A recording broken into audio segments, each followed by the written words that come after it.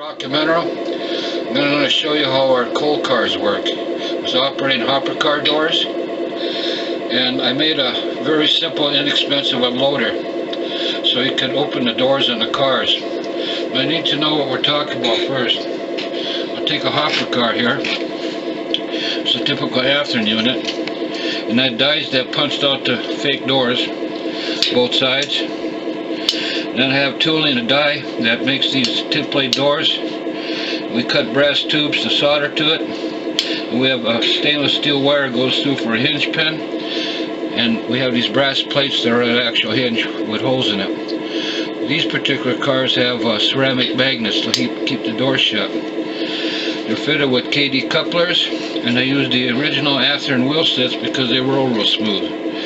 This car has a center pin on it. We'll talk about that later. Okay, I'll put this back on the track and I'll back up my coal train. I'm using my Control Master 20 throttle for this.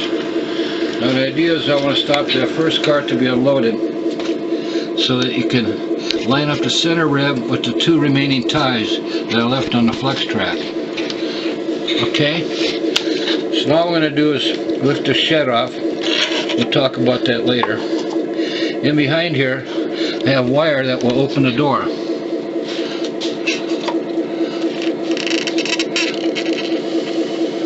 There goes the coal. Now it doesn't flow so freely, so you may have to use something to steer the coal down. The unloader in this particular spot looks just like this. It's a very simplified version of some of my other unloaders. And when you spot the car right in the center, these wires will catch the doors and open them. And I have it made so that it hits wood block here so you can't over open the doors and stress them. Now this is a good working loader. The first one I made a mistake. The wires are too short, and if you find you got to clip your wires so that they clear the bottom of the car and they wind up being too short, you can take some brass tubing and put them over the wires to lengthen it, and there's still room for it to work. Okay, it's very rigid. It's a 35 thousandths brass base plate, 15 thousandths brass tubing for the brass plate for the others. Now I had another unloader that worked pretty good. Remember I told you about the center pin in the car? See that action? Those little music wire pins would grab the center pin of the car and hold it still, while the door opener pins came right behind and opened the doors. Trouble is, gotta forget this one because you use Scale Shop's switch machine. They're not available anymore. They shut down the doors of the business. Too bad. Now my very best loader, we call it the Gizmo. Now you can see everything about it. We cut the track ties out so the pins can operate, and right here is a couple switch machines that throw these pawls up to grab the car by the center door. Now I can't move now because there's no power applied to it. Then we just use a cable or a string to open the doors. You can tell this is a very expensive machine to make. You guys can't afford it. So that's why I came up with a simpler version. Okay, what I'm going to do is empty all the other 4 cars. Okay, I'm going to move the train for the next car in position. Remember, I want to stop it right there in the center. Oh, I went too far. Just a little bit. Now it's very important that you don't go too far because the wires will grab the axle of the wheel and derail your car.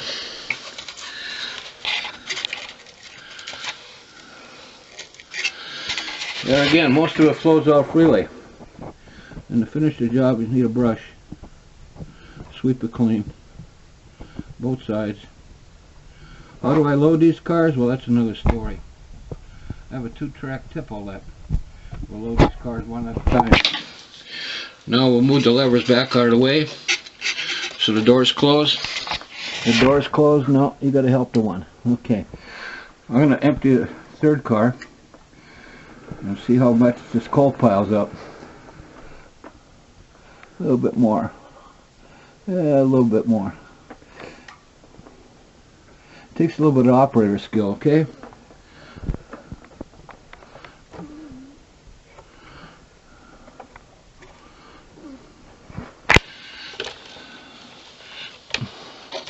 There we go.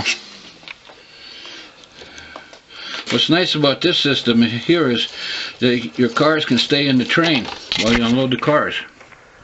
I've seen other people have these rotary dumpers. Well, you have to switch the car out and roll it into the rotary dumper and then retrieve the car again. Now I've got to close the doors again. You want to make sure that the doors close. Yes, they close. Now advance the train again. I want to see how bad this coal pile's up here. And then a little bit more. Back a little bit. You don't want to get it too far out to catch the axles.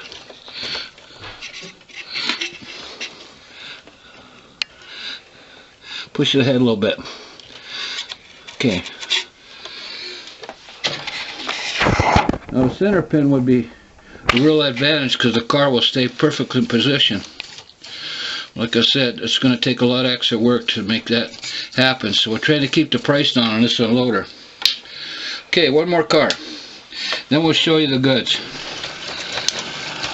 Oh, I knocked the car. What I did is I didn't have the pins up. So to fix that problem in the future, what we're going to have, boy, that's getting pretty full already. We're going to use springs, like this here. And these will be bent over at 90 degrees, and springs will keep these door opener pins out of the way positively all the time. And then we can use flimsy wire to attach to the arms and control the opening from the front of the layout. Let's see what else we got here. Okay, you see me move that building out of the way. Let's see what, that's probably too many cars to try and unload. Probably 4 would be the max. 4 cars. Like I said, I never did this before. Can you move the camera back here more, George? I'm going to get this light over here. See how I notched the board right here? I notched the board so that there will be room for the linkage. Now when you get that all hooked up, you can hide all that with a little scratch build building. You didn't have to do that. Okay. Is it on? Huh? Okay. These unloaders, just like this, sell for 40 bucks. The other ones would cost 2, 3, 4 times more. So I tried to keep this real simple so the modeler can afford it, and he can add to it for the control. Thank you.